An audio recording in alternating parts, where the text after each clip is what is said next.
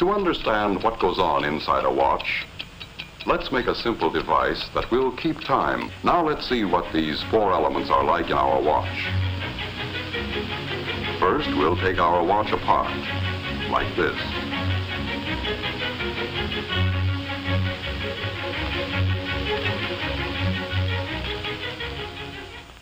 We'll begin with this part, the mainspring and barrel assembly. And so we can see everything that goes on inside, let's use giant parts to make a watch model. This is the mainspring, and it lives inside the mainspring barrel. The mainspring is the power plant of the watch, the source of power, like the faucet in our water clock. By winding the spring, we can store up energy. Here is a winding stem with gears and a click to keep the spring from unwinding. And here is the unit that controls the flow of power, like the nozzle on our hose. It is called the balance wheel and hairspring assembly. It consists of the balance wheel, hairspring, balance staff or axle. Fastened to the balance staff is a part called a roller. To the roller is attached an upright jewel pin. Let's see how these work together. A push on the jewel pin will start the balance wheel moving, and more pushes will keep it moving.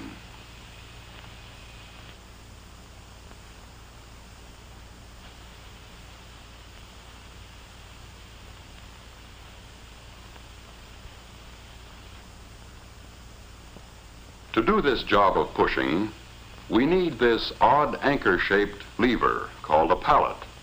It can be mounted so that when we move the pallet back and forth, we can apply a series of impulses to the jewel pin to keep the balance wheel in motion. Now to the pallet crossarm, we add a pallet jewel shaped like this. Here is a wheel called an escape wheel, with teeth on it so shaped that they will push the pallet jewel and jog the balance wheel into motion.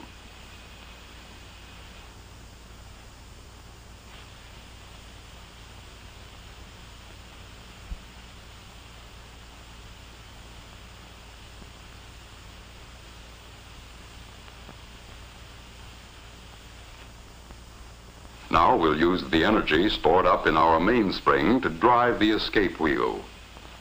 As the mainspring uncoils, it causes the barrel to rotate with it. That didn't last long, did it? Let's try it again.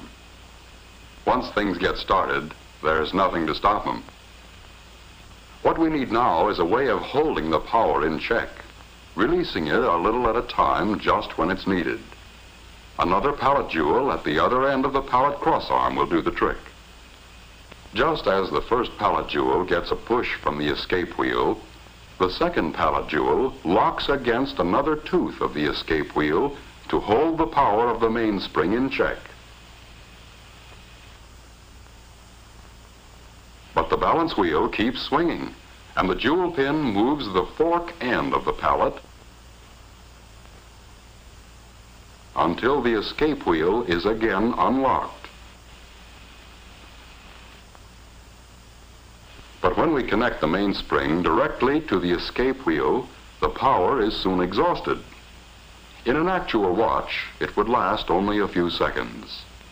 What we need is a way to stretch the power so it will last for more than a day. In our water clock, we used a hose to transmit power from the faucet to the nozzle. We also need a way to transmit power here. So let's add a system of gears and wheels.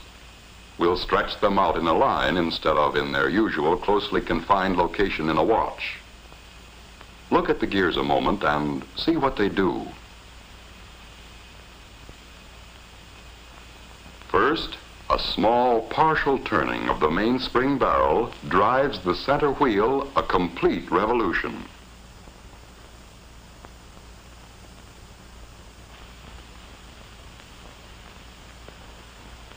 A partial revolution of the center wheel drives the third wheel a complete revolution.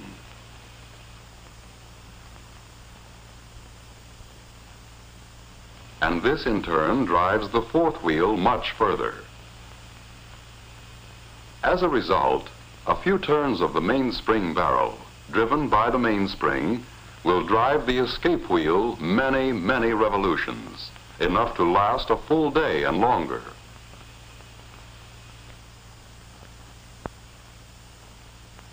What we have now is a complete model watch train. Through the gears, the mainspring drives the escape wheel. The escape wheel teeth push first on one pallet jewel and then the other. The pallet fork nudges the jewel pin on the balance wheel to keep it moving.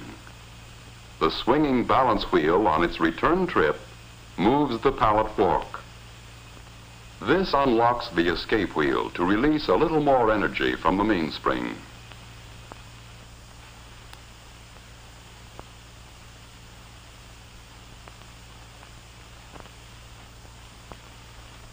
Back and forth, the balance wheel swings, controlled by its small coiled spring, the hairspring, in perfect rhythm. Each swing unlocks the escape wheel so it can give an extra push to a pallet jewel, and this is passed on to the balance wheel assembly to keep the watch ticking far more steadily than any beating heart. All we have to do now to measure time is count the ticks. But this would be a tedious job and not very practical. Just as we needed a dial on our water clock, here too we need a method for recording the flow of power. So to the shaft of this gear or wheel, we add an indicating hand to measure seconds. As the gear train of a watch moves far enough to make 5 ticks of the escapement, the second hand moves 1 graduation on its dial. To count the minutes, we can attach a dial and fasten a pointer to this gear wheel, which is just the right size so that it turns 1 complete revolution while the second hand makes 60 revolutions.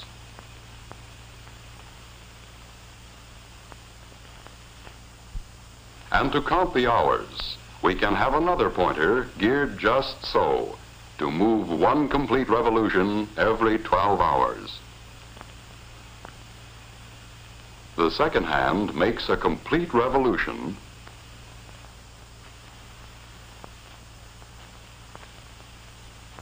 and the minute hand moves 1 graduation, and when the minute hand makes a complete revolution, an hour has passed.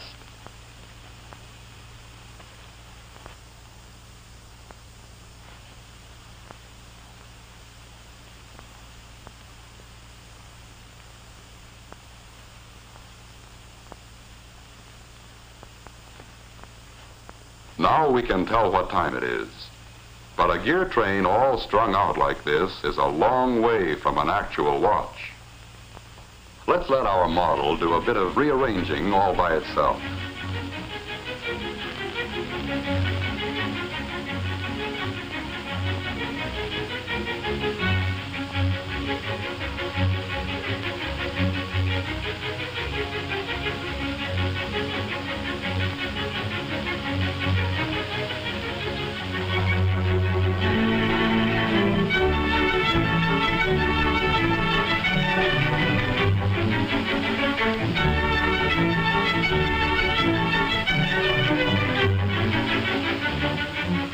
Now we know what time it is and how and why we know. A fine watch itself is, of course, a compact precision mechanism with parts miraculously small and fashioned by craftsmen with incredible accuracy. But the basic principles are those we have just seen, frequently applied on a scale almost microscopic to produce the world's most accurate, portable measuring instrument. In a truly fine watch, there are many things which make possible the accurate control and release of power. Jewels, for example. Many people correctly believe jewels increase the value of a watch. They increase the value all right, but not by being ornamental. Jewels are in a watch strictly for business. They add to the value only when correctly placed and used. They are the bearings which lessen friction, increase the regularity of the running, and greatly extend a watch's life of dependable service. Harder than the finest steel, these tiny surfaces are finished so smoothly they reflect images like a camera lens. And working with oil, it takes a drop no larger than a pinhead for the entire watch. There is almost no friction. If any single part of a watch can be called more important, it's the hairspring. It absorbs and gives out an equal amount of force with each beat or swing at regular intervals. In a fine watch, the hairspring has uniform thickness throughout its whole length, is polished to a mirror-like finish, and made of metal relatively unaffected by magnetism or changes in temperature. It can be apparently distorted, but it always returns to perfect shape. Hairsprings are overcoiled, like we see here, to allow the spring to breathe evenly.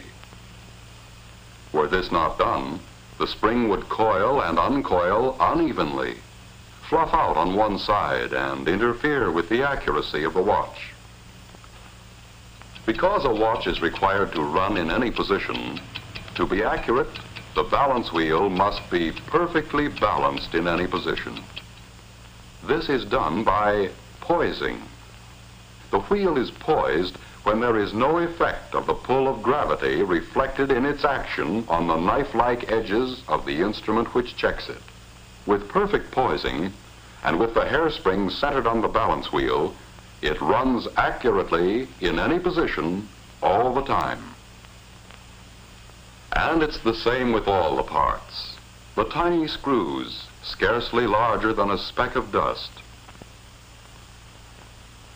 The exceedingly small shafts. The precisely made gears and pinions. The sturdy nickel-silver plates and bridges. Every part is made with utmost precision. Precision which approaches perfection. When we look at the almost invisible parts, understand what they are required to do, realize the uncanny skill needed to make a fine watch, we can easily understand why it is a masterpiece of precision and accuracy. Here is a truly wonderful mechanism. With it, you can accurately measure the passing of time and record that passing for your use and convenience.